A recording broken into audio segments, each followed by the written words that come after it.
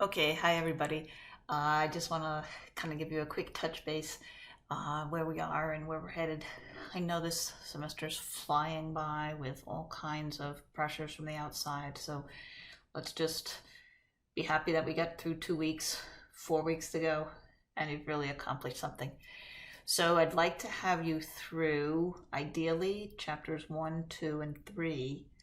Um, you may not be there yet, and that's okay, but understand that's the pace we're moving at now, a chapter a week to finish things up. Um, so I just wanted to go over the problems that came in.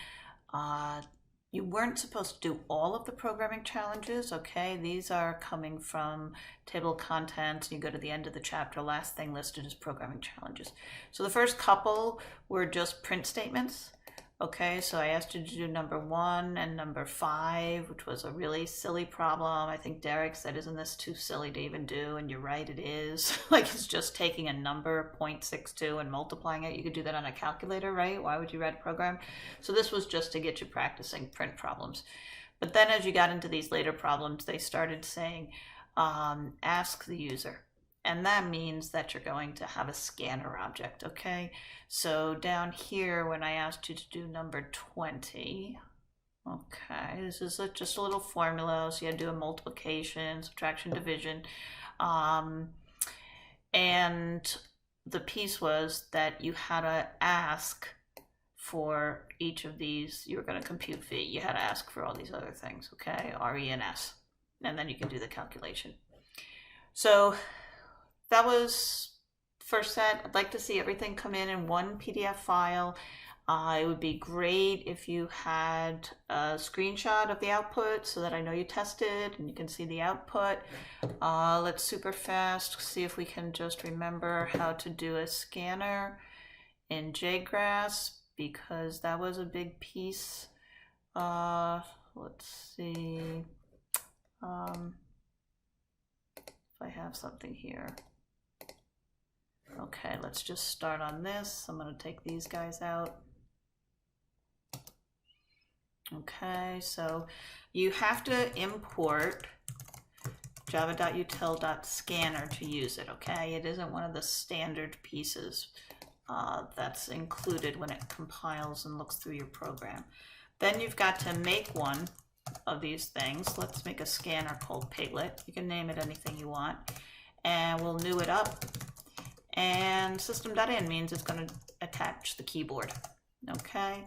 And then we can do things like, let's make ourselves an integer, blah. And then we can say blah equals, what was it called? Piglet.nextInt, okay? So the thing that's really nice to keep track of here, let's compile that, let's run it. Okay, compiled, okay. It's running down here asking me for, let's see if I can make this smaller so you can see everything. Okay, asking me for a number. I'm going to put in 77, hit enter, and it ran. So this is a very happy, friendly little program. Don't forget the scanner, the canvas viewer, okay? So in Canvas, it shows you exactly what line we're on. Okay, we can take a step forward using this little arrow or the one that's in the Canvas viewer. I don't know if you can see that. This one right here also works. Okay. And now we have Piglet. Let's take a look at what Piglet looks like. Oh, it draws a cartoon for you of what a scanner looks like. Okay, it's a bunch of memory.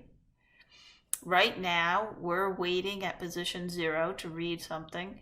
There's zeros in each slot. So your computer allocates a little block of memory and it waits for you to type on the keyboard. As you type, those things go right into these slots, and that's where we do our .next, .nextInt, .nextLine, .nextDouble. Okay, so when we do a step, it says what number you're going to type. This type, we're going to type 17897, blah, blah, blah. So there it is. I just hit an enter after this line. Turning red are these new memory locations being filled with the exact characters I typed, including the enter key. Okay, it does a 2 for archaic reasons, it puts in a return and a new line when you hit enter. So now when you do the next step, okay, we've got a blah over here now, and we bring blah over. There's blah, and it's correctly taken these values and converted them to an integer. Okay, so I'll stop here. I just wanted to give you a quick picture of what we're doing, where we're headed, and check in, make sure everybody's healthy and happy and kind of stable in a time of instability. We're going to get through this, and we're going to get through it together. Okay? All right. Thanks so much. Let me